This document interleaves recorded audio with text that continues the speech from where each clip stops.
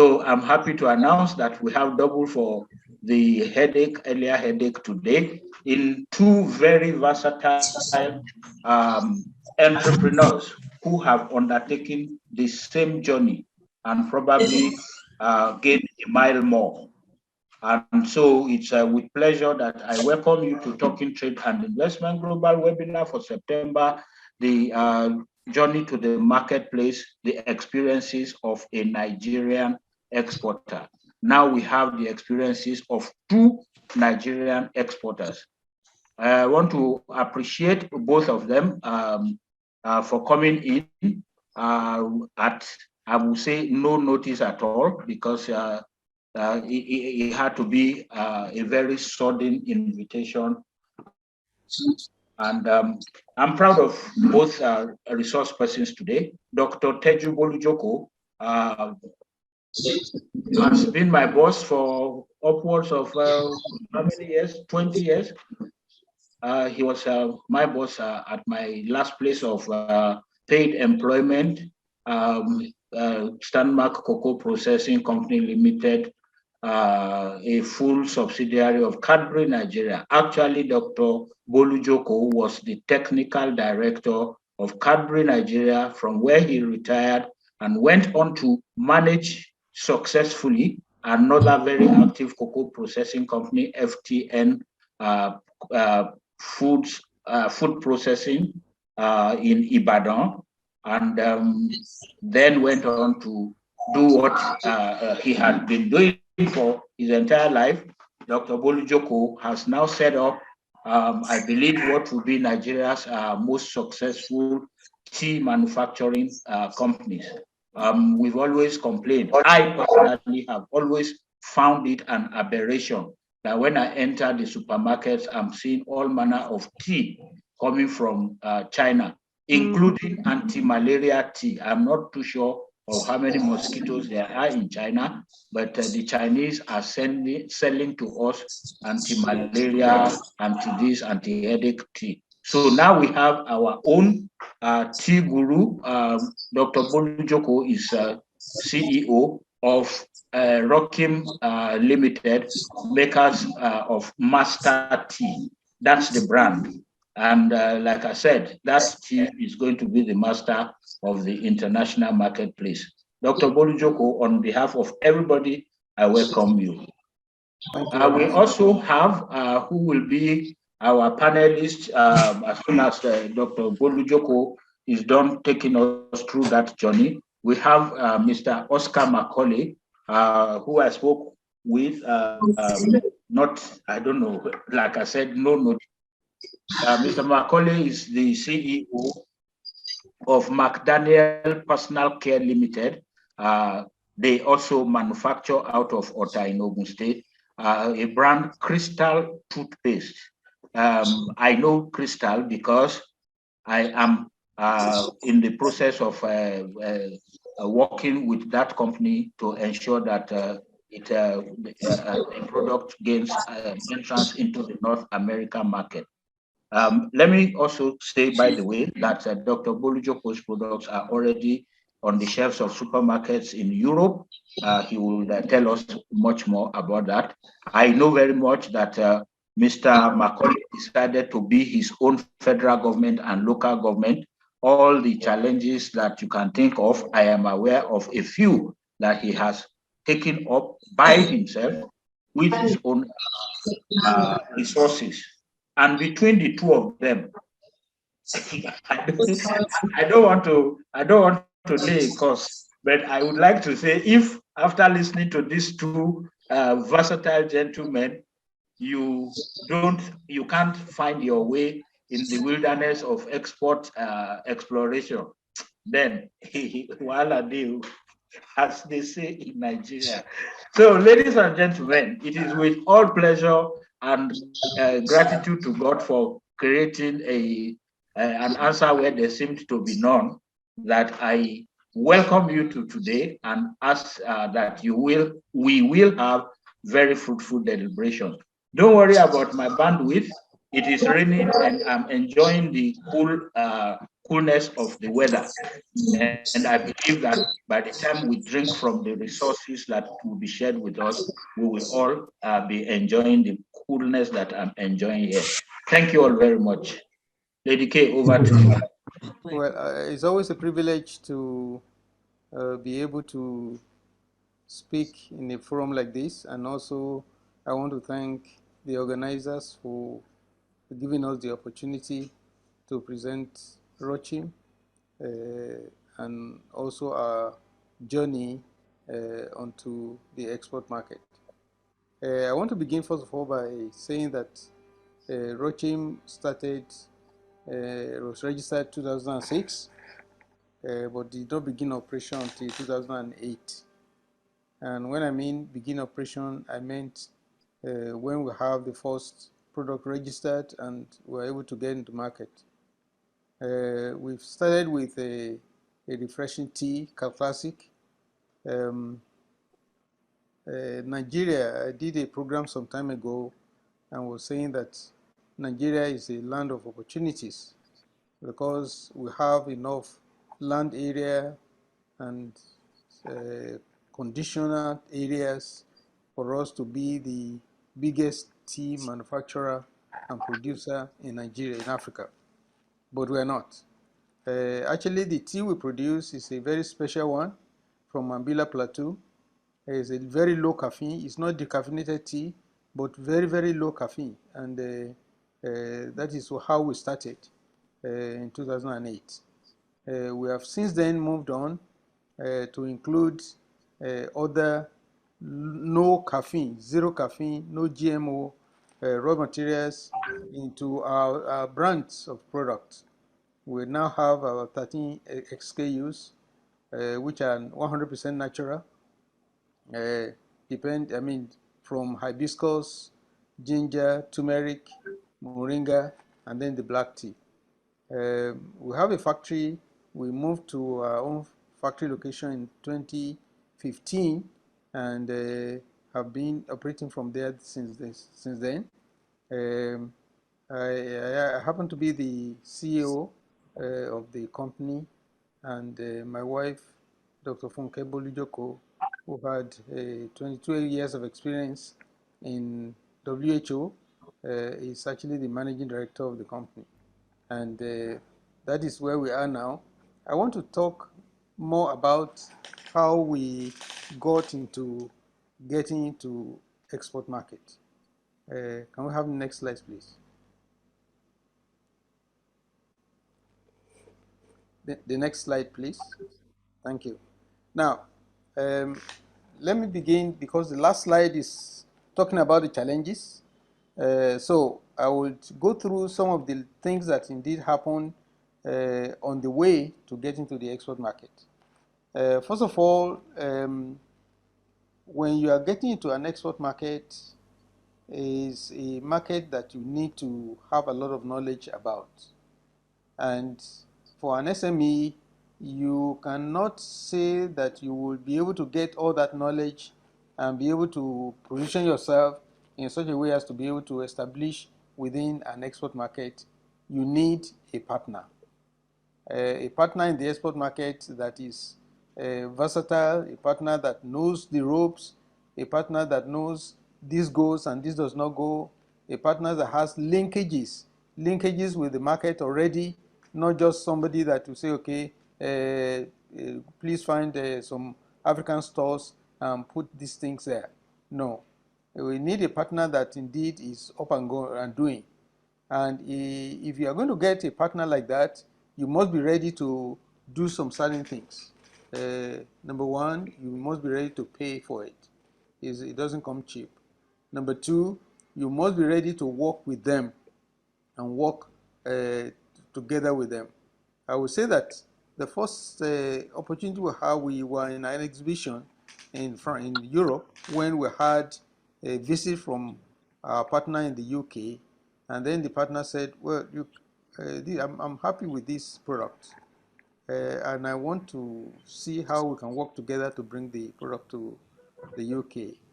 Since the time he said that, it took us 2 years actually to get the product into the UK. Because first of all, we looked at our packaging, and the first thing he said was the fact that, well, look, this packaging would not fly. And when somebody tells you that this packaging would not fly, you have to work on that. Yes, sir. When he said that the packaging would not fly, we now need to get into a design, get a local person in the UK who will do a design, who has been doing design for bigger companies, to do a design for us that will enable us to be able to present the product in the UK.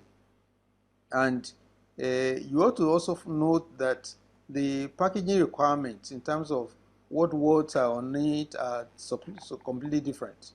For export also, we felt that it was a good opportunity for us to introduce some additional languages. And so we introduced English, is what we have before. We introduced French, and then we introduced Spanish. So on the packaging that is for export, which you are seeing before you, is we have English, French, and Spanish. Not only that, we had a complete makeover of the packaging itself for the export market. In Nigeria, take for example, I'll just give you one of the examples. In Nigeria, the NAFDAC requirement is the fact that you are going to put a production date, manufacturing date, best before date, and so on and so forth. Now, before you put your batch number. But in the UK and Europe, they don't want to know the production date because that seems to be a confusing. It confuses the purchaser. They want you to put the best before date only. And so that's the only date that they will be able to see.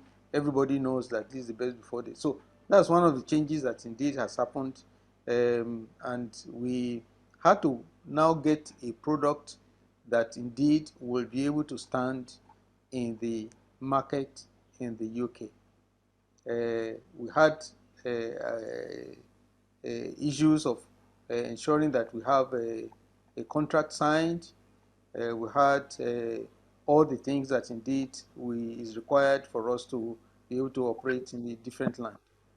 Secondly, there has to be an opportunity to introduce the product. And these are the costs that comes along with moving a product into a different, what I would say, a different market. And when we are going to move to have the introduction, our partner chose a food exhibition in Harrogate, where food companies come, where other companies that in this trade comes, and we were there to introduce the product, and happily the product was very well received. And so these are some of the banners that we used for this particular product at that time. You can see the presentation that is completely makeover from what we have in Nigeria. And the key important things that the market wants to see are the fact that it is natural. Number 2 is caffeine free. Number 3 is a non-GMO. That is, you are not added anything to it and all that and all that. There are certain things that indeed are very important for you to have before you can go into a market like this, and that is certification. When we were in some exhibition in Europe, we found out that virtually all the products coming from places like Kenya and the others and so on were all certified. They had ISO certification, they have ASAP certification, they have all the certification that is required. And we were asking them, how do you manage SMEs like us? How do you manage to get this? Oh, and they said that they have their government actually helps them to be able to get this done. And they pay very little to get this certification.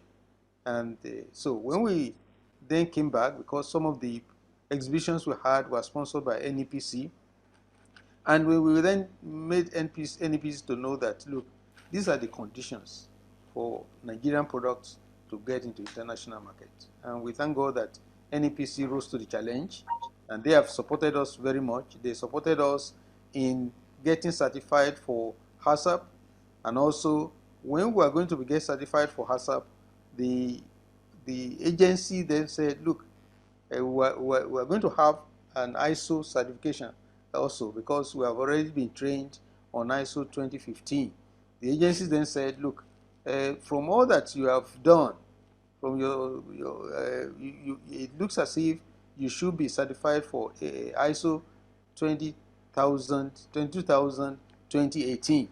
And so that is the latest ISO certification, which we have really went through. And so all these products are ready for the export market because we have a HACCP that is operational, we have an ISO certification that is operational, we have a NAFDAC, we have FDA for the US, we have also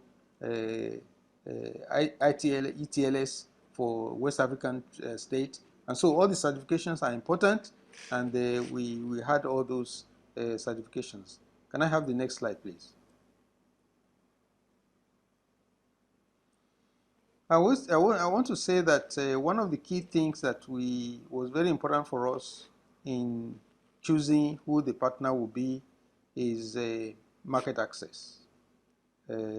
Market access is so key because you can try to get into the market in a inconspicuous way, and it will not give the traction. We needed to be able to get speed into the market and also eliminate market access risks by ensuring that we have a partner that is working and already in the same sort of business and in the country that we're targeting. We also know that it's very important to have market penetration, because there are so many channels of distribution that are required for a product like ours. And as I said earlier on, if you are depending on, I have a brother in the UK, and this my brother would put some products into a shop, and that would not be the way to go for a product like ours. Can I have the next slide, please? Now, I mentioned the fact that we are fully certified. We have the ISO, we have the MANCAP, we have ECOWAS, we have export registration, and so on, FDA. Can I have the next slide, please?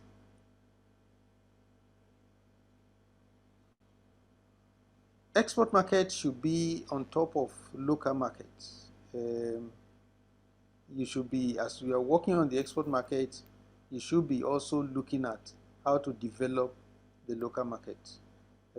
For the local market, we have our product in ShopRite, in Prince Ebino, in Just Right, and Jendol, and these are the key shops in Nigeria, which are very important for us to be able to have a presence in the local market, but more importantly, a presence also in the export market.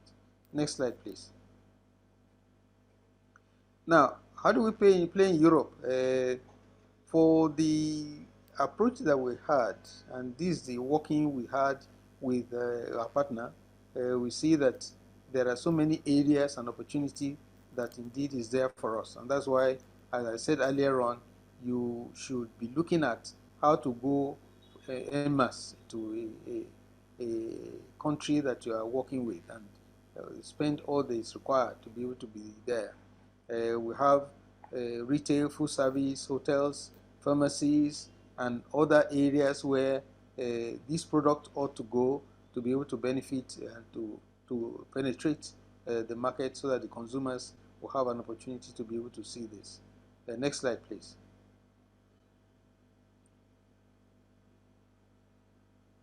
Now, I just want to let you see some of the products in stores in the UK. I just want to mention also the fact that in the UK, we in Nigeria here, we pack the products in cartons, and this carton in the shop, they will take the carton into the store and open it up and all that. But in Europe, the cost of labor meant that you cannot pack the product in cartons for it to be displayed.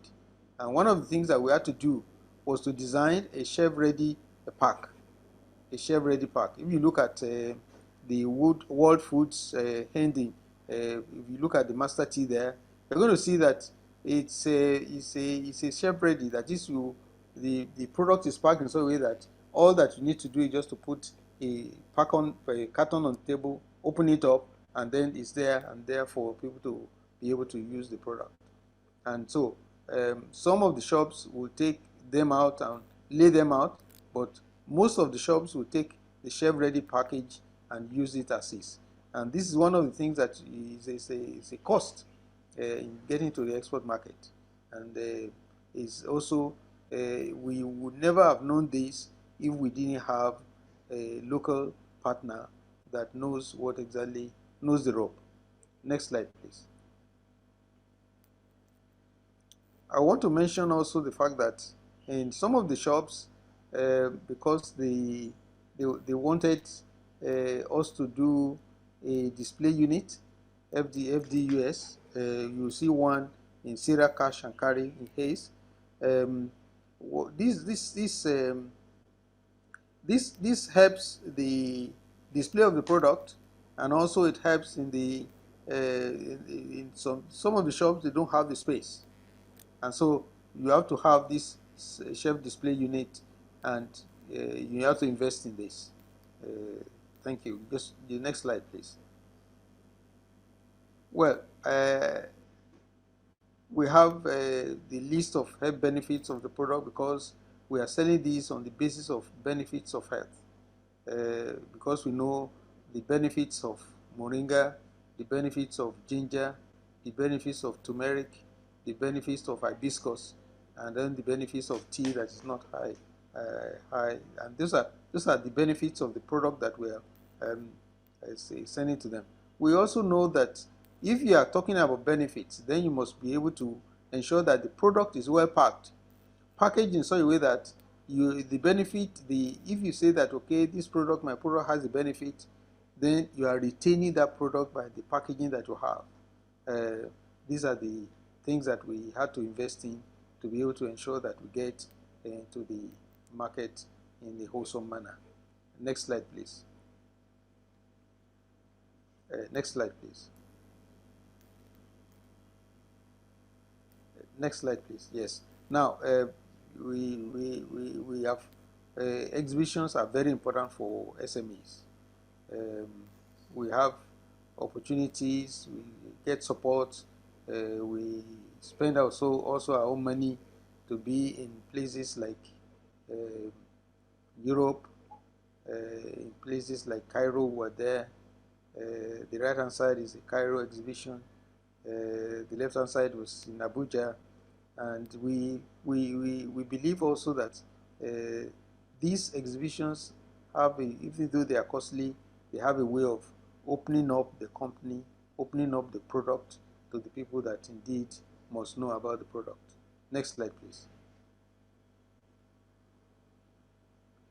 This just gives the fact that the product is, we have website, we have all the linkages and so on and so forth. But I want to, the next slide, I want to dwell a bit more on this, looking at my time.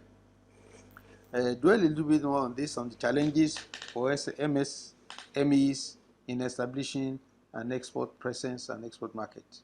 Number one, I would say that there is there must be a readiness to go global. And readiness to go global. It is very important for to have the vision and also to have the knowledge. If you have been listening to Dr. Bamidele's presentations, you will see also the fact that culture is very important. The culture of the people that you are selling the products to, the knowledge of what is happening there and how they want the product. Number two, Funding is very important. All the changes that we have to make are very expensive. You have to put the money forward first before you have returns. Very expensive to change the packaging, very expensive to do all that is required, but then it is an investment in hope and wanting to know that, okay, this product, the vision we have is to see how this product will go global. Number three, I said that it is very important to have a responsible partner in the destination market. Very important. You don't know everything. You don't know anything about the export market. You can do a lot of research. We have lived in the UK before. We have studied in the UK, but that was not good enough for me to say, okay, because I know UK, we know how we can get the product there. No, it's a special knowledge, and if you don't have it, you don't have it. And so it's very important for that switching out to an export market. You need somebody who has the knowledge, who has the understanding, who knows what exactly is required for you to be able to succeed in an export market. I want to say also the fact that the export readiness is one of the key things that is very important to look into. I've put in here the 15 P's of export readiness by Dr. Bamidele, 3T impacts. And we can see that the product needs, you have to be able to get the product, you have to be able to get your pricing correct, and you have to know that export is needs, you must be able to do your export as well. You have to know the people that you are selling to. There is a lot of paperwork in export, but one good thing actually is for that we must know that there are people that can help you out. You don't have to have all the resources, all the manpower. There are people whose job is to help you out and take advantage of this. I want to say also the fact that promotion in the export market is very key, and that is why it's very important also for you to ensure that you have a responsible somebody who you have a trust to be able to ensure that the work is done. Now, local production is very important as well, because if you are talking about exports, you are talking about increased volume and greater opportunity. And so there must be an opportunity to be able to increase your production in the home market. The payment is very important, because export without payment is a loss. And so you must be able to have a way in which you have you guarantee your payment. We are grateful for what central bank is doing, and they have to do more, because when you say that you are giving 67 naira on top of the rate, the exchange rate, that is not good enough. But that is something. And so we have to look at how we can get payment for the work that the product that we're sending out, and ensure that the payment is secured. One of the things that we are looking at now is that in all the new contracts we are signing, we must have a commitment fee paid in front, an upfront commitment fee, because that upfront commitment fee is a necessity for you to be able to ensure that whatever agreement you have in the payments schedule, you have something to be able to do changes that you have to do in the promotion. Take, for example, we're exporting to South Africa. And one of the key things actually with South Africa is the fact that they want you to change the distributed buy. So you have to be ready to be able to make changes depending upon where you are you are sending the product to. I said also the fact that the partner is very important, and also because they are the ones that will take the responsibility to ensure that the product is in the right place at the right time, and also the money is collected. Thank you very much.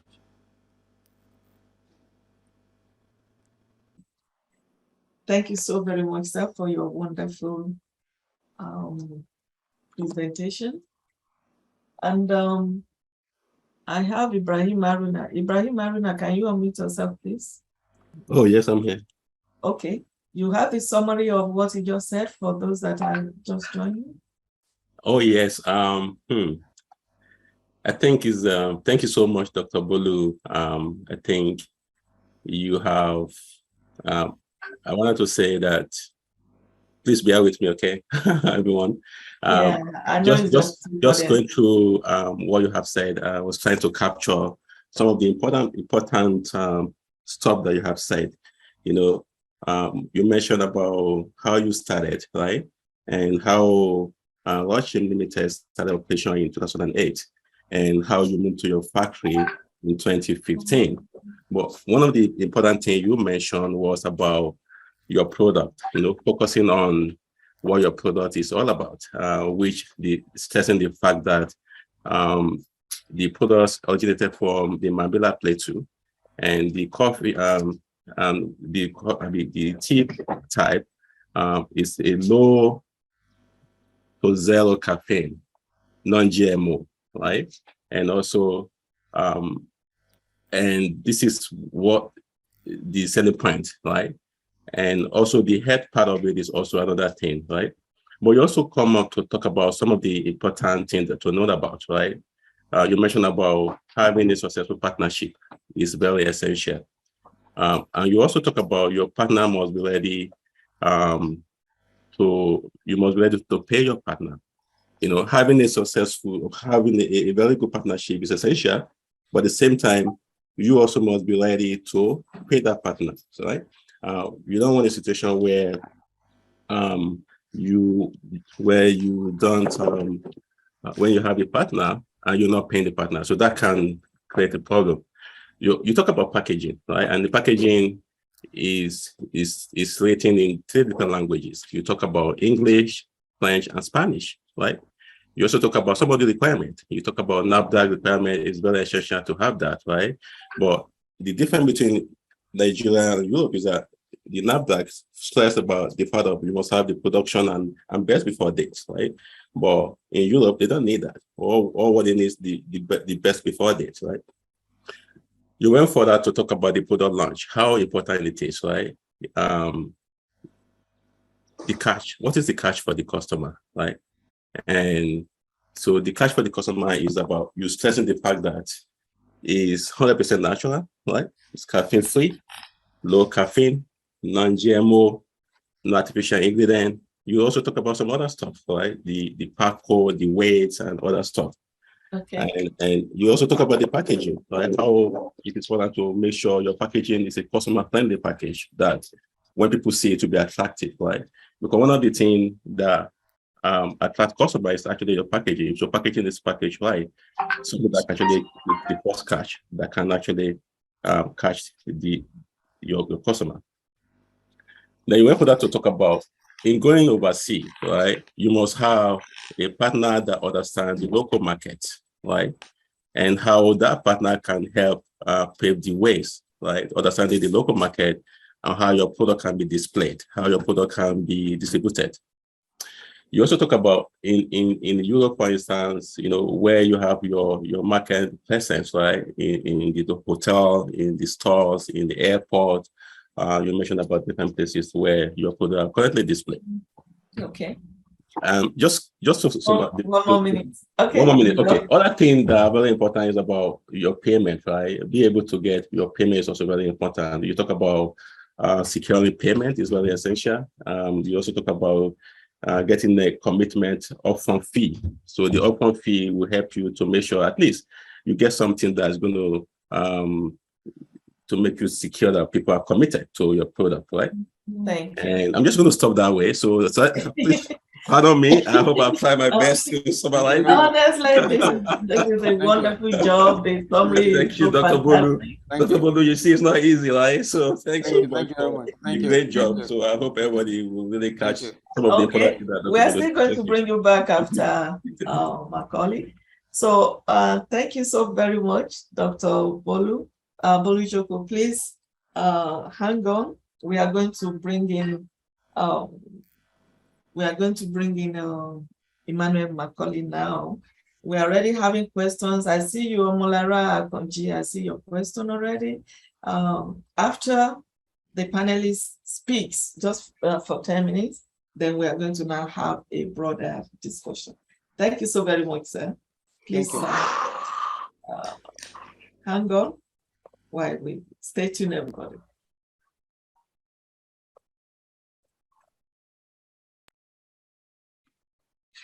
This webinar is brought to you by Token Trade and Investment Global Tax Week. We are live on Facebook at Export Digest. Kindly follow our Facebook page. Also, do subscribe to our YouTube channel. You can follow us on Twitter at Export Digest TV.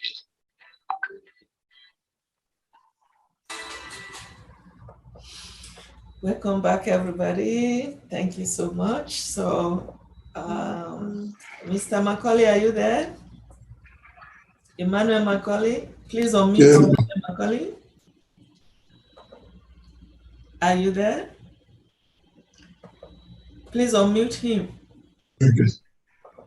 I've done that. Thank you so very much. So nice to see you. And thanks for honoring our invitation at the very last minute. Well, You have the floor for the next 10 minutes. well, I have no choice. It's in national interest. I have no choice. Yeah. And I'm Oscar Macauley, the director of McDaniel Personal Care Ltd. We're manufacturers of personal care products, toothpaste, petroleum jelly, body creams and lotions, and the rest of them. First, I would like to acknowledge my elder in this forum, Dr. Teju Bolujoko. Well, I'm happy to hear from an elder, not only elder in terms of age, but in the sector, who have had his own experience. And as a matter of fact, I've learned a lot from him too, from his presentation. It's been a wonderful one, sir. Thank you very much for sharing your experience with us. Well, I've been in the manufacturing sector for about 30 years, ranging from the family company, started with shrimping and fishing and shrimping via a joint venture with the Soviets, then who are now Ukrainians. So, and from there, I moved on to manufacturing, cosmetics, personal care, in the late 90s. And thank God for the administration of Obasanjo that brought in, okay, fine, cosmetics products, and say, look, you can't be importing soap into this country. Soap got prohibited. So we set up a soap manufacturing concern with some friends and associates, mainly Asians, because apart from our elder here, I can say authoritatively that you have very few Nigerians in the manufacturing sector. It is dominated by foreigners, mainly Asians. Without fear of contradiction, I'm able to say that 90–95% of manufacturers are Asians. So we set up that, and our manufacturing soap, purely soap, that's all. The first local company to start competing with multinationals. I wouldn't want to mention names, multinationals, and our first export was to a neighboring country, Ghana. We tried it in 2007. It was full of roadblocks, I would say. okay, apart from the NAFDAC registration, I felt, okay, not having the knowledge that our elder, Dr. Bolujoko, has, I felt we were good to go. And the importer too in Ghana too felt, okay, they are registered products in Nigeria. The first contact we made with the regulatory authorities there, they said, okay, if they are registered, okay, come over. That was the consultant, what he was fed with. So we shipped the products in a container. And it's quite interesting that as of 2006, 2007, it takes a truck less than 24 hours to get to Ghana. But by sea then, it took the vessel, it took the consignment over 3 weeks, about the fourth week before it was delivered to Ghana. How? OT African lines then couldn't pick it up. So any vessel that picks it will have to take it to Europe then bring it back to Ghana. From Nigeria, it goes to Europe and bring it back to Ghana. So that is the journey. And when we got to Ghana, the then FDB clamped on it and said we're not registered and so on. Registered in Nigeria is not sufficient. We have to pay. And we were already there. The importer said, okay, came back to us. We have to pay $10,000, 2007, 2006, 2007, and so on. It was not a very palatable experience, but it was an experience. That's for the first one. So I looked at it, and then the majority of the shareholders were Asians. They made up their mind that, look, we have enough market in Nigeria. There is no point going for export. We were happy with the Nigerian market, and we were fine. And that was it. Later on, we tried it again, set up a detergent plant. We couldn't. So, well, on my own, I now look at it and say, look, what do we do? And I decided to set up McDaniel 3 years ago. And why? The first thing, there is a supply gap in the market. Why is it with due respect to our ladies on this particular forum, on this platform? Generally, our ladies like imported personal care products. And why? Like our elder said, the challenge is packaging. The packaging of the product makes a difference. The basic ingredients are same, except for few things. The basic ingredients are same. The packaging, we realize that packaging is a major challenge. So, and Nigerians, West Africans, they say, okay, imported products. So we set up a plant. I set up a plant with my friends, getting the best equipment and machinery from Europe, non-intervention, and to set up a toothpaste plant. Today, we manufacture without fear of contradiction. I make bold to say ours is the first premium quality product to be manufactured by a Nigerian in Nigeria, toothpaste. We set it up, we sent it, we took samples to the neighboring countries. Of course, the next market I'll look at, the low-hanging fruits, is Ghana, because they have the population. The neighboring countries of Republic of Benin and Togo, products are unofficially exported. Even up to Ghana, to Burkina Faso, products are unofficially exported. So we look at it, we spoke to them, but the challenge they have is the protocol in export. They say they will not want to do anything. You deliver to us, we pay you. And like our elders shared, they don't want to commit anything. That's the challenge we have. So we look at it, okay. What we did now, we now took a decision by the board. I said, look, let's send our samples to Walmart because we were sure of the quality. And besides, I want to share this with other entrepreneurs. One thing there is depression out there, especially in the Western world. that if you have to get anything, they go to Asia. Why? Because they have better infrastructure, they have the support from governments and so on. For example, you go to India, you will see that you visit some places, some factories, they say they call them export-oriented. What they produce in India and in Vietnam, what they produce is not for the local market.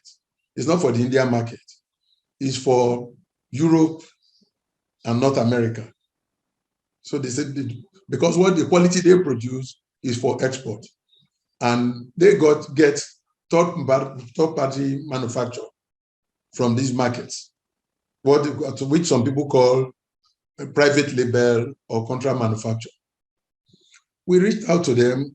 We visited, I did a follow-up to the UK, the US. Walmart said, okay, fine. It was sent to their headquarters. It passed their quality tests and so on. But they were told that, look, gentlemen, your product is not known in our region. What you will do, you can ship it down. You pay for it to be displayed. If it generates enough consumer offtake, then they can now consider buying.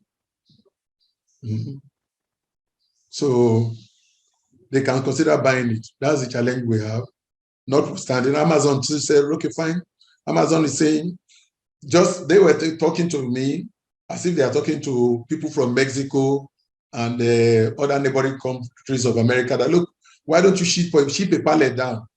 And our elder can attest to that, if I have to ship a pallet from Nigeria to the US, it will cost fortune to ship a pallet from there to the US. So I say, will you ship a pallet down? We'll look at that, we'll put it online. Once it generates enough consumer offtake, then we can ask you to ship in a container, give you an order for a container or containers. That has been the story. So it's been very challenging. So what I did, I discussed with Mr. Foyede and the extent of, so look, what we now made up our mind is that's okay, fine. We'll get our products registered with the regulatory authorities in the US and in Canada. And we're ready to take the bull by the horn, but I said, okay, fine. We'll get a warehouse there, ship our products there, and we take it off from there. We introduce it by ourselves to the market because we're not getting support from the Nigerian market, from whether it is Nexim or the support we're supposed to get from NEPC. I don't think NEPC was ready to commit their money into financing a business for you. If they are to do so, well, our elders will have told us in this presentation that if NEPC is in position to commit their money to, look, let's move the product to Europe for you, or to the US or North America and get a warehouse for you to introduce your product into the market. But in other climes, these are easily done. And that has been our story. My ladies and gentlemen, I will have come up with a presentation. Mr. Boyede told me a couple of hours ago when I was coming out of the church. So there was no way I could make the presentation. And that has been the story. But if you have questions, I'm ready to take questions from my experience. We told them, and we are also, we are even open, we are ready to do contract manufacture because that's what they go to Asia to do. We even told them that we don't mind competition. We are ready to package competition products. We don't mind because that's what they go to Asia to do. And we can do it in Nigeria. But they are saying, you sure this one is crumbling? They were asking me if I was sure that this one came from Africa, not even Nigeria, because of the packaging. So that has been our story. I think I want to stop now. And if there are some more questions, I'll take them later. Thank you very much. Thank you so very much. We appreciate, and we'll be back. This webinar is brought to you by Talking Trade and Investment Global Patrick. We are live on Facebook at Export Digest. Kindly follow our Facebook page. Also, do subscribe to our YouTube channel. You can follow us on Twitter at Export Digest TV.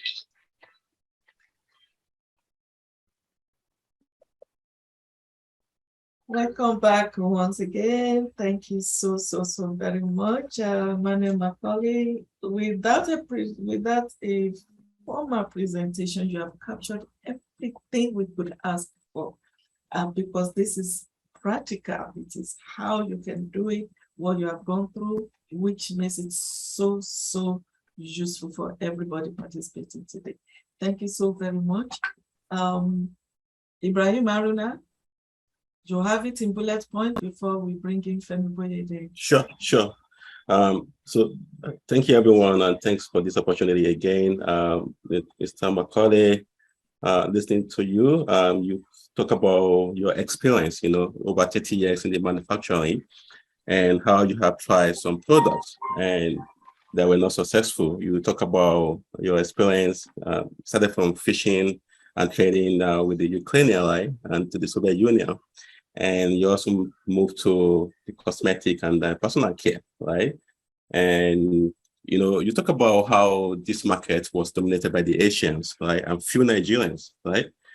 Which is a huge challenge. But the local soap manufacturing, you manufacture and you ship to Ghana, you talk about how some of the challenges you faced was about you were sure to bring the product, but when you actually get there, now it requires you to pay a huge lot of money to secure some licensing before you can actually sell your product. So that again went that way. Then you talk about how you strategize, focus on manufacturing your toothpaste, which was one of the best in Nigeria, right? But in trying to go to international market, you reach out to Walmart, and Walmart require you to actually come up with samples, which you did. But now, since your product's not well known to the local market, Walmart require you to actually set a shipload of your products, which is going to cost a lot of money to do that. And yeah. Amazon require the same thing. So Amazon wants to do the same thing. So another challenge is actually securing support, support from the agencies in Nigeria that could fund all these initiatives for you, that could provide the fund. And so those are the challenges, right? And this has been some of the setback to not helping you to actually see how you can scale your product to make sure it's made. You could scale through and go to export and be able to export this product in a large quantity. And so I'm just going to stop here. I hope I'm able to capture the summary of what you have said. Thank you.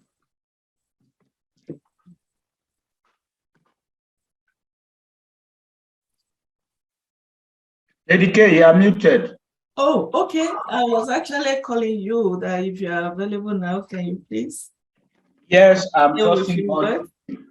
I'm trusting God and the elements to allow me to quickly chip in and to, again, on our behalf, thank two erudite and enterprising resource persons for today. Okay, and thank Mr. Ibrahim for actually putting into perspective the salient points of this presentation. I want to come from the point of mentioning the relevance of this kind of thing that we are doing. Challenges are almost common that are between the two presentations that we have seen and we have had here today. One of the things that I quickly, before I make the further comments, one of the things that I quickly see that Mr. Macauley talked about was we had HAD, a similar scheme in Nigeria. I am thinking that it is time for us to start advocating for the return of export processing factories. I'm sure Dr. Bolujoko will remember that as export manager at Stanmark, by the grace of God, I was able to get Stanmark Cocoa up to an export processing factory status. before the customs service removed that scheme and merged it with everything, and it couldn't just be there. As an export processing factory, you are able to get other advantages like zero import at zero duty for all the raw materials and equipment that are coming out, and that actually forces the company to produce specifically for export. Before you are given the export processing factory status, it must be certified that at least 75% of your finished products are going directly to the export market.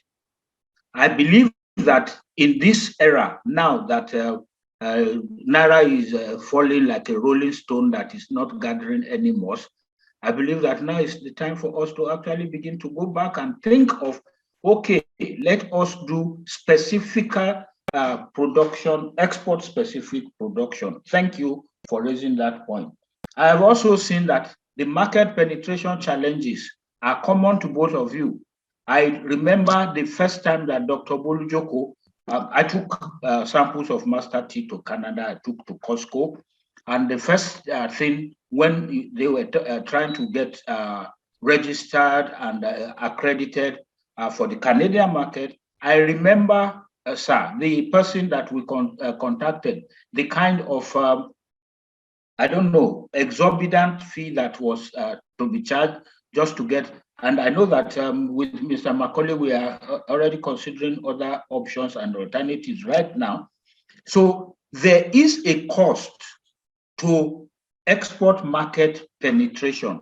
And I'm glad that the current CEO of the Nigeria Export Promotion Council, by his personal passion and by his position, is committed and has committed himself to broaching all the challenges that exporters are facing. And I believe that these costs, all these costs that are coming up, must form part of the reason why we need government to actually expand and take serious its investment in the Export Development Fund.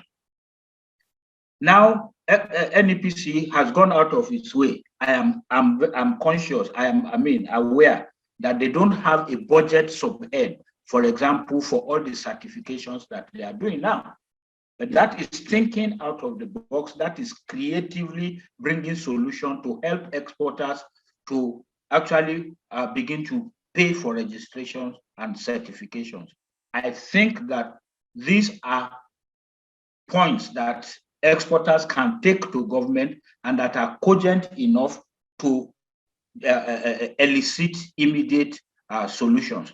I wish the Central Bank of Nigeria will put its money where its mouth is. So rather than saying that they are giving you 65 Naira for an export dollar that you earn from a difference of close to 400 Naira, official exchange rate is 430. Naira is about 730 right now. So if you give me 65 Naira plus 435, why would I want to come to the Central Bank through the official channels? So I want to thank you guys again.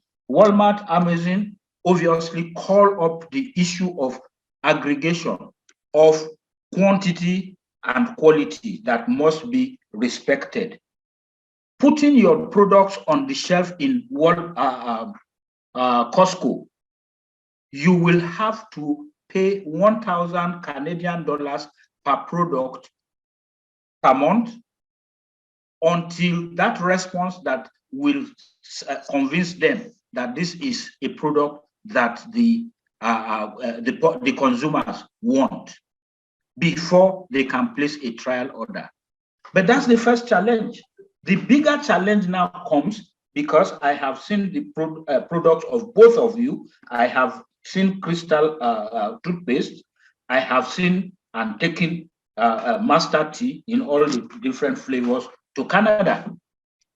And I am aware that if, and I pray that it does happen, that your product gets that kind of acceptance, then you are going to need to work 10 times as hard as you are working now. You are going to need to expand your factories because they're not going to ask you for 10 containers. In Toronto, Greater Toronto area alone, there are about 350 Walmart outlets. And if it is on the shelf in one, it must be on the shelf of every other one. So imagine the very humongous quantities that are going to be ordered by these supermarket chains.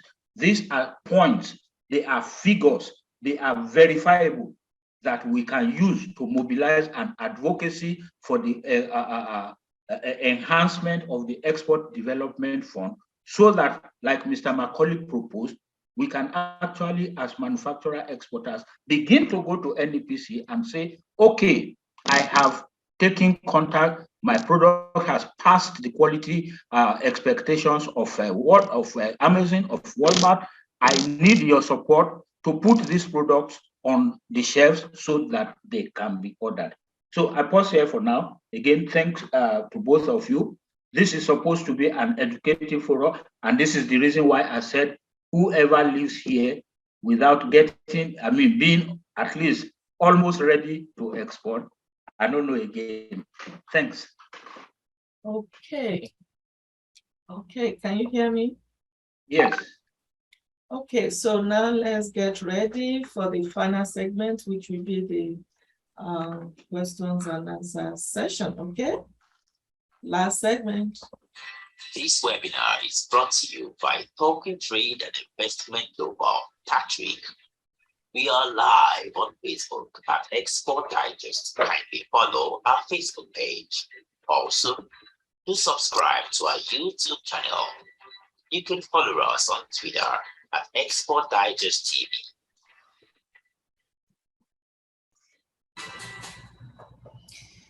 Yes, welcome back, everybody. So now I'm going to bring back Emmanuel Macauley. Please unmute Emmanuel Macauley. Now let's go to the questions. I see some hands up and I see some questions typed. Johnny Semede. So happy to see you again. Thank you. Please unmute yourself. Can you please unmute him? Thank you very much. You're welcome. And thank you, participants. Jean, are you there? Oui, je suis. Oui, je suis ici.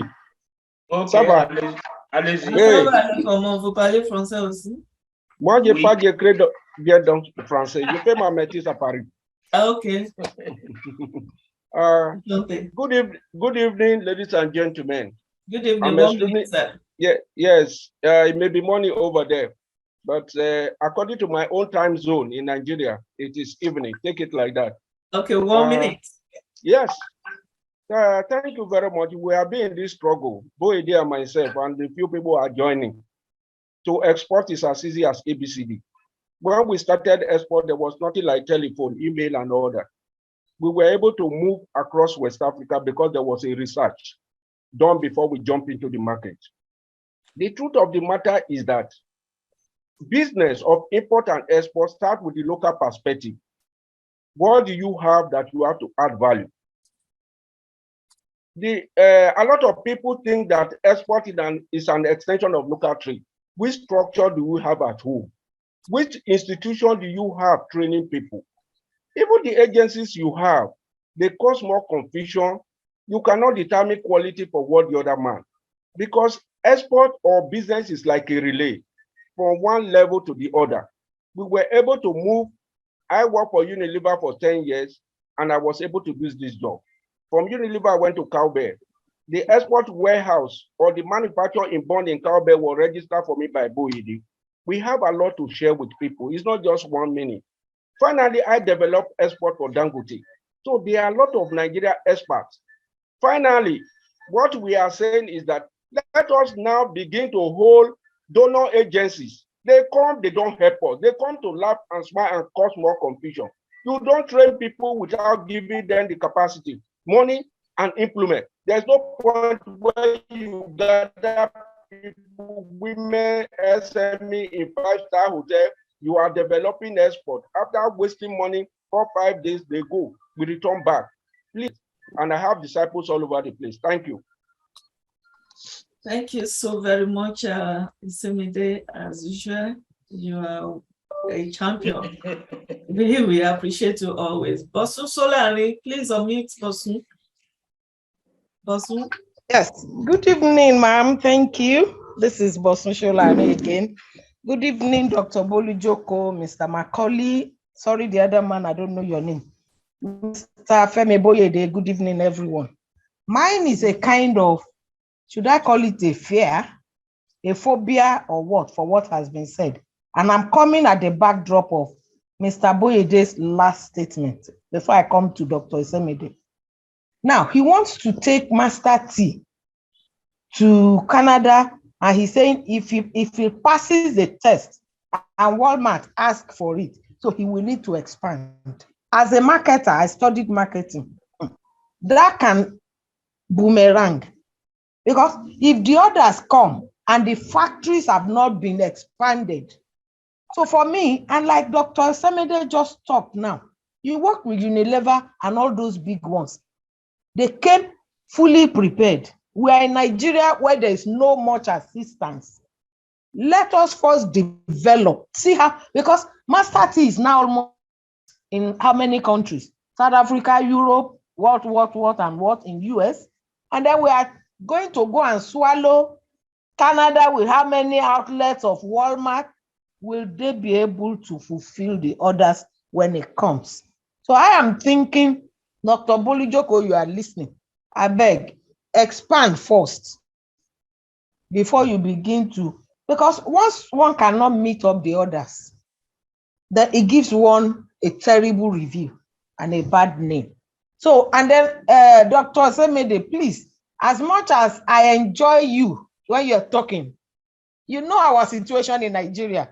So like wanting to liken what we do with the likes of when you work with Unilever and Co, that is not where we are, because there are people listening here that must develop. So thank you so much. Thank you, Sha. Let me stop. Thank you so very much. We are going to go to the questions now, and we have many of them. So that means, okay, Bukola Okay is the last speaker for now. Bukola Okay, can you please unmute yourself? Unmute Bukola Okay. Is it okay or okay? Okay. You have the floor, please. 1 minute. Yeah. All right. Good evening, everyone. Good evening.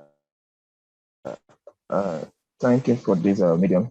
Thank you, Lady K. Thank you, Mr. Femi Boyede.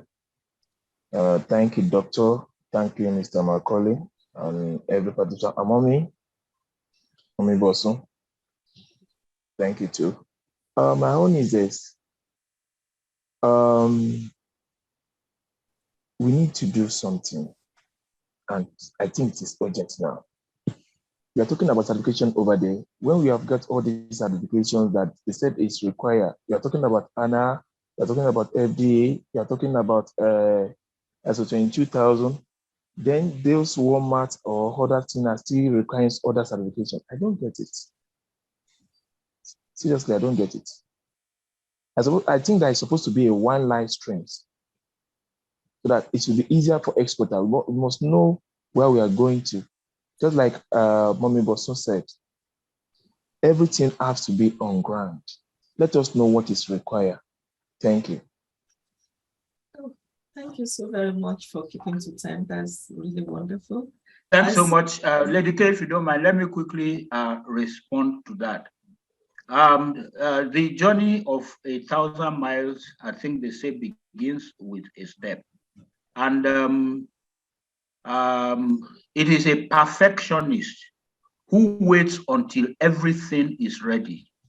I lived in Ikorodu at the time when India first started to ship Skoda cars to Nigeria. And on the third mainland bridge, you could be sure that at least 3 Skoda cars got burnt every week. So India didn't go back and stop producing until the day that their researchers came out with the perfect car. So it is a dynamic process. As the first time that I took master tea samples with me to Canada, the difference between those cartons and the master tea brand that Dr. Bolujoko presented here today is almost like 10,000 miles. So it's a matter of systematic and progressive development and improvement. So I would try to not discourage people who are expending their energy to continue to explore the ways of making it better and making things better, so that when it comes, they are ready.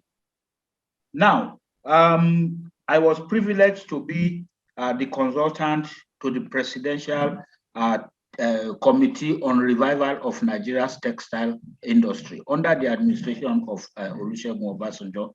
When you hear 100 billion naira textile intervention fund, it was our report that generated that interest of the federal government.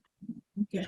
The mistake was the federal government, rather than pump in the expected intervention into existing but dying companies, who were supposed to be going all over the country to be looking for land that was big enough for us to establish garment producing centers like Bangladesh. They were asking us to come and model after Pakistan and Bangladesh so that we can produce and take to the AGOA market. If we did that, and of course, they expended the energy there rather than the immediate low-hanging fruit. So, sir, I like and I appreciate your very constructive contribution, but I am of the opinion that market development, product development, and economic development as a whole should be a continuous process. And I want to also ask, respond to Lady Bosun Sholari. I'm very, very sure that if a crystal toothpaste or a master tea moringa generated an order from the Central Bank of Nigeria that will ensure that in the next 6 months, through master tea, Nigeria will be able to generate $200 million of export sale, I'm very, very sure that the Central Bank of Nigeria will want to pick up his phone and call that person to a negotiation table to say, how can we help you to meet this order? I know, because I have been there before, and I believe that this must be ways. And what we are doing here, talking about it and actually coming up with this kind of solutions that look so simple that they are practicable, will definitely generate the required interest. I really appreciate this, your contribution. Thank you very much, sir. Thank you very much, sir. Okay, thank you very much. Like I said earlier, we have many questions. So please, the panelists, if I'm jumping in, kindly pardon me. It's because we have so many questions. I see one by Isemi Debe, he already spoke. So I will scroll down for another person. Those of you with your hands up, I can see you. Olabi, I can see you. Was that Olabi that can spoke? So if somebody has another comment here, it said in 65K to USD is not backed by law. All incentive from 1978 to 2022 under trade NEPC backed by law. Dr. Bolujoko, please, we have to Joko. We can see you starting. So please, Joko. Yes, thank you. Okay, Omolara Akonji said, thank you so much, Dr. Bolujoko, for your insight. You mentioned that the CBN has not done enough. Will you please indicate what are necessary things that must be done? Export trade is what will address the foreign exchange in availability and thus driving supply shortage with this inadvertent naira depreciation. Thank you for your excellent service in the sector. Well, thank you very much. 2 minutes. I've had opportunity. Yes, I've had opportunity to listen to the presentation from Central Bank itself, and also when the Zenith Bank was presenting, also I was there. And I want to say that the arithmetic doesn't help the situation at hand. If you are saying, okay, we give you a 65 naira on top of the dollar, then the dollar is 420, take for example, and then you are adding 65 naira to it. You have to compare that with who's bringing the money in and is getting 700 or thereabout in the black market. There must be something that we must be looking at seeing how the black market and the exporter will not feel as if, okay, if I do it this way, I will be cheated. I think that's the one thing that I really want to say. But secondly, if, for example, the central bank comes with a proposal that says, okay, if you're exporting, and this is the support we are going to give to you specifically for this income that you are bringing in, outside of this 65 naira, if you are ready to expand, we are going to do this for you and all that and all that. Those are the things that people want to hear. If you notice that the central bank has issued a statement that says that every investment that they have given at 5% is now going back to 9%, and so on and so forth. These are all things that you have to look at and see how you can actually encourage local manufacture. There are specific things also that we need to do. I will give you an example that in the tea business, if you go into the supermarket, you're going to see lots and lots of tea that is coming into Nigeria from China, from India, from I've been to China a number of times. I don't see a Nigerian tea in China. I don't see British tea in China. No. I think that we have to look at how to ensure that the local industry is protected to an extent. And also encourage those people that are importing to say, okay, why don't we support you to be able to start local manufacture? I think that that's it. I mentioned in my presentation that Nigeria has the wherewithal, the land, the weather, everything that it takes to be the #1 tea producer in Nigeria, black tea producer in Nigeria, in Africa, sorry. But we're not, because there is no incentive. There is nothing that government is doing. There's nobody in government that is thinking that, okay, we could be #1 in this, we could be #1 in that. We could, what will we need to be able to move forward with local manufacture? Local manufacture is so important, and we must look at what exactly we need to do to encourage it. Okay. And the next question is from Olushola Adigbeson. Says, sir, what percentage would you recommend as upfront commitment fee? Anyone can now, as I said, we are just looking at this because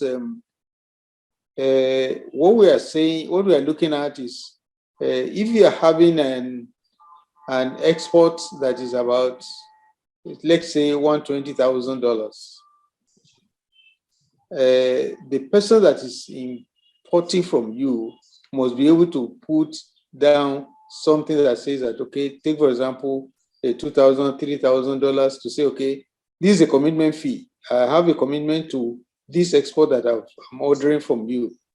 And it is very important for us to be able to see how importers of Nigerian products are making commitment to what they want to do. Basically, these are the things that we're looking at and thinking about and ensuring that we put them in the contracts that we have now.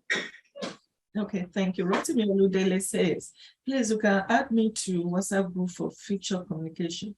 we're operating a dry port in Kaduna, where we have facility for exporting your goods from the internet, northwest of Nigeria, direct to foreign port of destination via Nigerian seaports. Sheyi, can you please take note of that? And okay, I'm scrolling down to see Omolara Konji says, did you walk through our embassies? I think you should explore that angle. You have a comment on that? Yes, I think that we had an exhibition in Ireland in which the embassy was active, NEPC was active.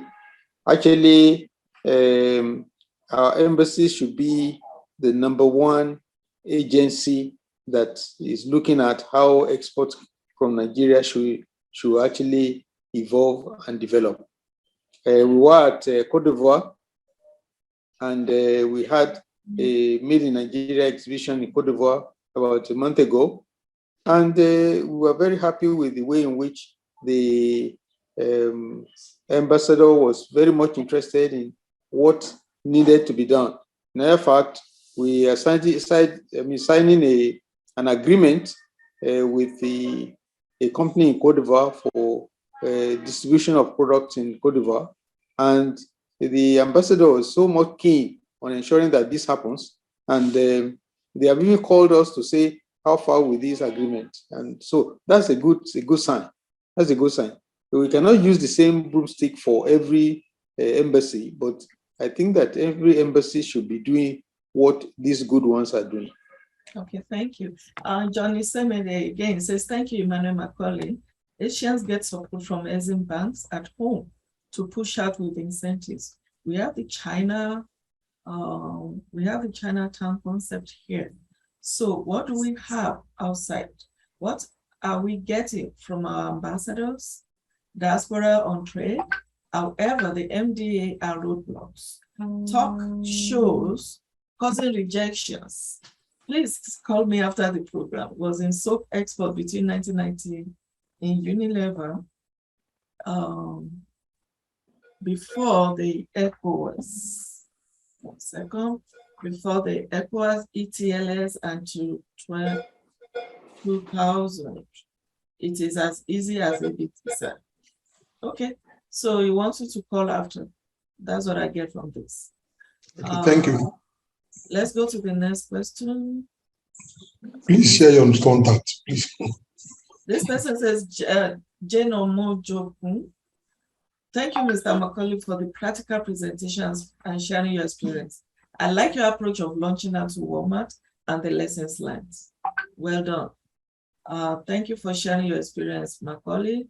Brenda Abadi. Mr. Rotimi, you did not leave your contact details. Okay.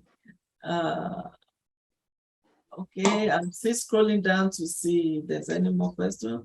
When next is the meeting on Zoom? Rotimi Oludele. We do this every first Saturday of the month, except the first Saturday of January, I believe. That's when we are still eating our chicken. Okay. Omolara Konji, I think you spoke already. Is this another question? I believe Omolara spoke. In addition, we must encourage CBN to do more in terms of researching into other central banks. Okay. And Usunsulari is clapping. Mr. Abiodun Jayi, if you can't hear, log out and come in again. Okay. So I'm still scrolling down. The team, if you can equally jump in, it will be good for us to save time. Okay, John has something to say. He said, we are mixing things up in Nigeria. Going back to the report of the Colonial Committee of the 1950s. This is interesting. A remote report. That set of the CBN in 1959 is clear. Is clear 3 main functions, not running on all lanes. The major job is the monetary policy, not on export matters or incentives. Okay, that makes sense. Embassy is the #1 marketing manager of all nations, with targets from home going to Vienna Convention of 1963. Okay, so these are what I have. Johnny Semede, your hand is still up. You still want to ask a question or contribute? And if there's any other person that wants to say anything, please, this is the time to raise up your hand before our panelists and the guest speaker, before we allow them to rest for the day. Femi Boyede, are you still there? Okay, I can see you are back now. Okay, Johnny Semede, do you want to say something? You have 1 minute. Yes. Yes, thank you. I have 1 minute.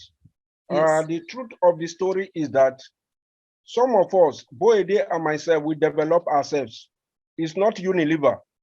Unilever came to Nigeria in 1923. I joined Unilever in 1988.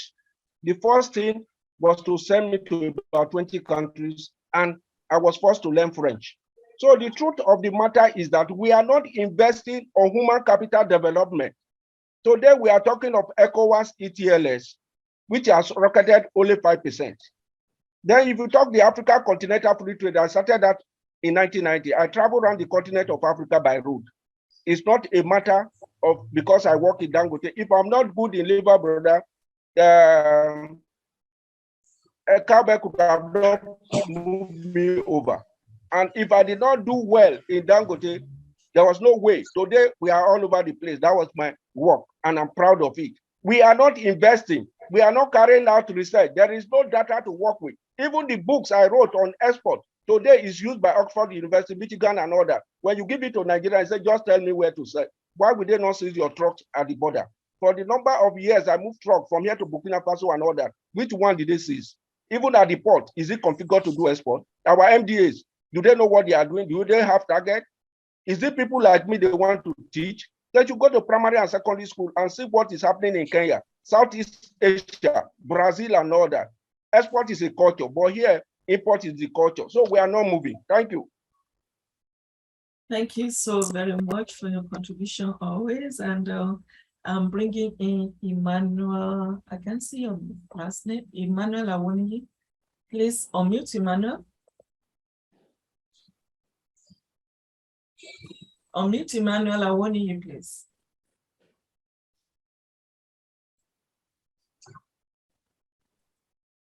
Sheyu, are you there? Maybe Emmanuel Awoniyi should unmute himself. Yeah, good evening, sir.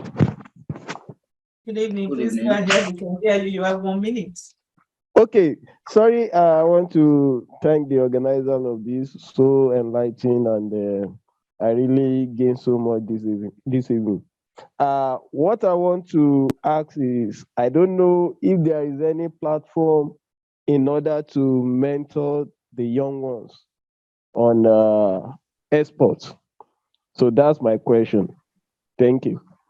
Well, this is a very wonderful question. I'm going to take the next question so they can answer at the same time. Thank you so very much. I may not pronounce your name well. Samson Edeki. Please unmute Samson Edeki. Hello, good evening. We can hear you clearly. You have 1 minute. Thank you for having me. I just want to raise some issues. I think we are into honey production. So for the few years we've started, I've seen this company running after us for equipment. So they recommending shipping agent from Nigeria. So the thing looks very easy. You see more than one company selling a product. So it's very obvious from their own, from every indication that these are being, they know the whole nitty-gritty of moving it from their country to another country. So I think in this kind of seminar, if we can bring in all stakeholders in moving a product from one country to another, like shipping agent and the rest, so that they will also give perspective, I think that would be fine. So that subsequent meeting, we can get shipping agents and let them tell us what it takes to move product from one country to another. The classification with the product move from Nigeria to other country, products that are not even so certified by ISO and the rest. So I think to hear from those perspectives. Thank you very much. Thank you so very much. Can you please unmute Emmanuel Awoni? Emmanuel Awoni, you still want to say something or you forgot to lower your hand? Unmute him. Unmute yourself, Emmanuel Awoni, please. So we can take the... Sorry about that. I'm okay. It's just a mistake, please. Okay, thank you so very much. Okay, so you have the floor, Dr. Bolujoko and Emmanuel Macauley. And you can answer. Okay. Thank you very much. I think that a seminar like this, a webinar like this, it's a very good training ground. The young shall grow, but the young needs to learn and to understand. And I think that we have a lot of opportunities for young people, new people to be able to learn from things that Talking Trade and Investment Global webinars are doing. I think that that's what I want to say, that there is a need for knowledge to be able to do export. And I mean, when I was in Cadbury, actually, it was so much in technical that I didn't have any knowledge at all about export. And I had to spend money and time to go and learn. And learning is very important. You continuously learn, online learning, webinar learning, and everything, of all the opportunities. I think that that's very important. Thank you very much. Okay. Emmanuel has something to say. Mr. Macauley?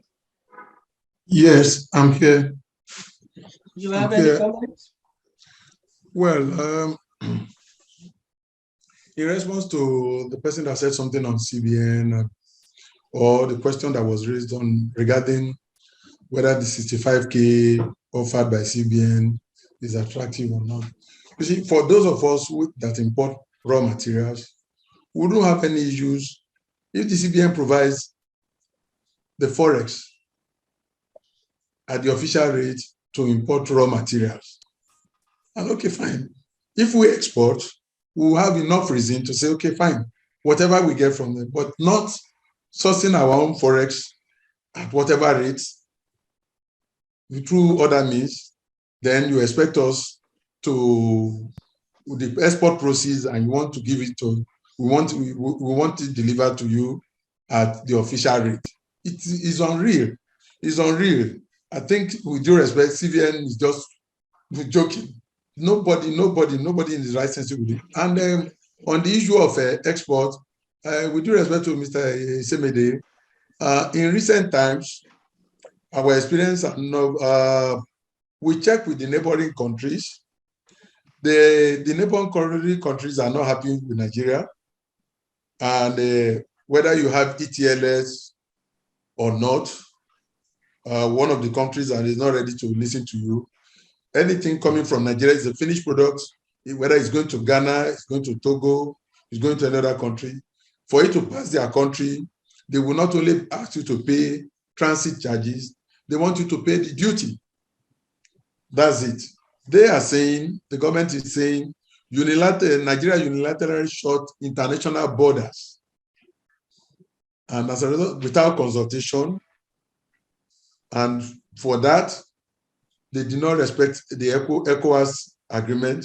Therefore, they too are not ready to respect. Whether you have ETLS or you have your products registered, they don't want to. You pay duty and inclusive of the transit charges, and you pay. So it makes it difficult for one to export by road.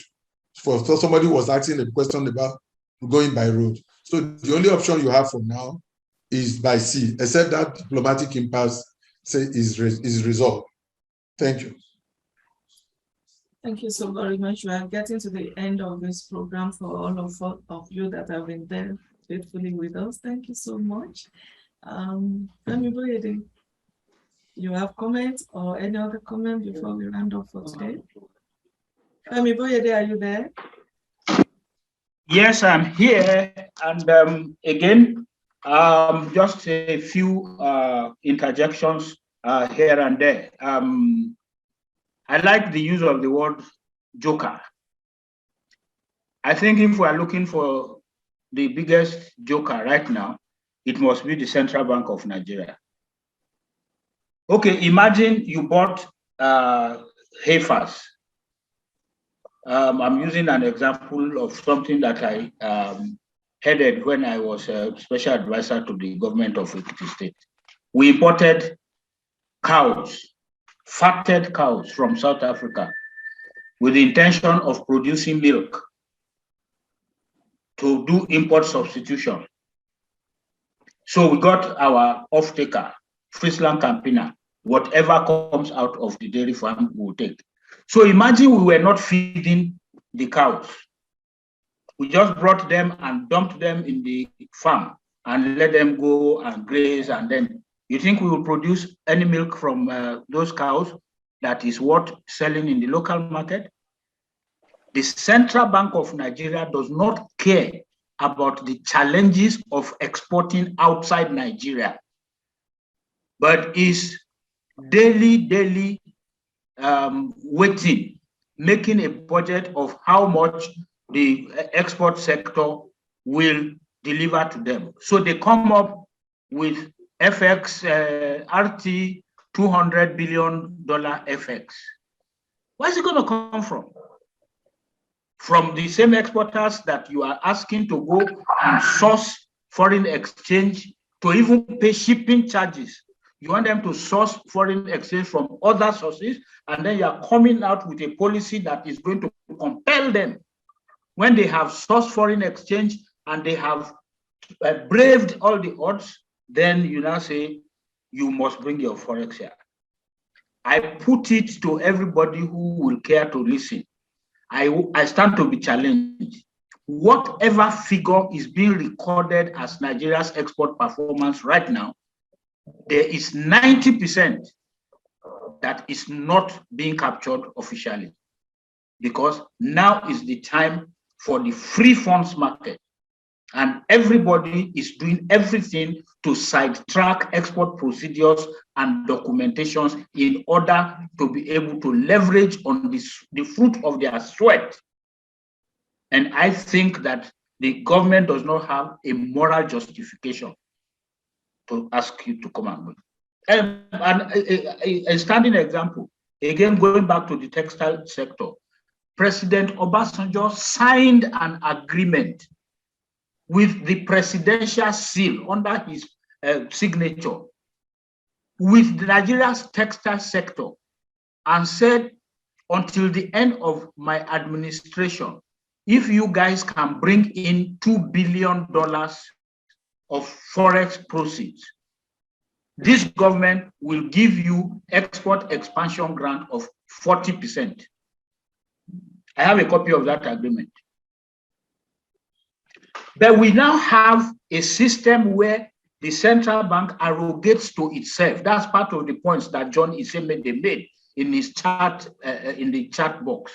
We now have a government where the one with the legal jurisdiction for the development of policy in Nigeria, export policy, that is the Nigeria Export Promotion Council, is completely sidetracked, ignored, and underrated by the central bank, who does not have any moral responsibility or administrative, what do they call it, oversight to develop policy.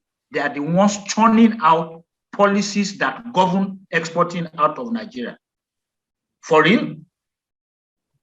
Okay, let me leave that part. We talked on Talking Trade platform about 4 or 5 months ago, when the executive director of the NEPC was our guest speaker. The need for economic diplomacy. Economic diplomacy is all about shuttling and collaborating, first from Nigeria, and then there. I just came back. I'm sure those on the Talking Trade platform would have followed for like 1 week. Just last week, the whole of last week, I was in the Gambia. Now, between them, SMEDAN and NEPC, want to support Nigeria MSMEs to penetrate the Gambian market and use it as a hub for West and Central Africa. Okay. Every single step that we took there was facilitated by the Nigeria High Commission, and because the Nigeria High Commission under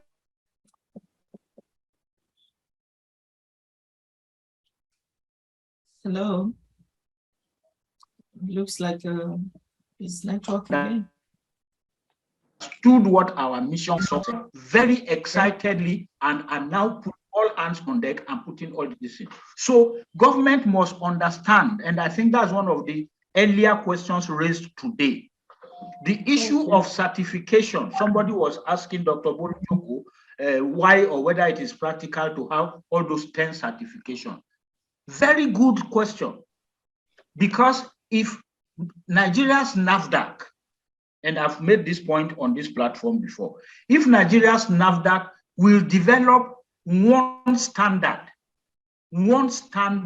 for every product that is being exported, and will share this with its sister agencies across the world, and can then make it as the prerequisite quality for you to be able to take that particular product out of Nigeria, I am very sure that number one, rejection will be reduced, because everybody would have complied with not just the quality, but the packaging and the labeling standards and everything. But we're not doing it. Why? Because we do not have a vibrant public-private partnership, and even the public-public partnership itself is weak. 1 more minute, Femi, again. And that's the reason why we're where we are. And I want to believe, like I said, that the challenge is for us to continue to brainstorm and find, because even if we talk from here till tomorrow, we don't have the legal or administrative power to alter policy. But we do have the strength between us to develop cogent arguments that will form the fulcrum of advocacy that will take Nigeria's export to the next level. Thank you. Thank you so very much. You are truly appreciated. And please, do we have final remarks? 1 minute speech. Dr. Bolujoko, you want to go? Well, the final remark is the fact that I think that we have, we thank God that everywhere we go to, open doors are there for us. And whatever it is, and I want to say that government agencies like NEPC are doing a lot, and we ought to encourage agencies like that. I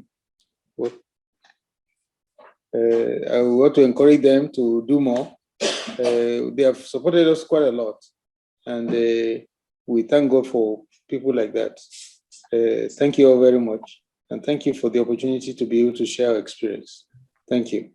Thank you so much. Emmanuel Macauley, you want to unmute yourself and say a last word? 1 minute. We don't have you on video. Well, my take, well, I would say that the government should really put the necessary machinery in place to support exporters. That's all.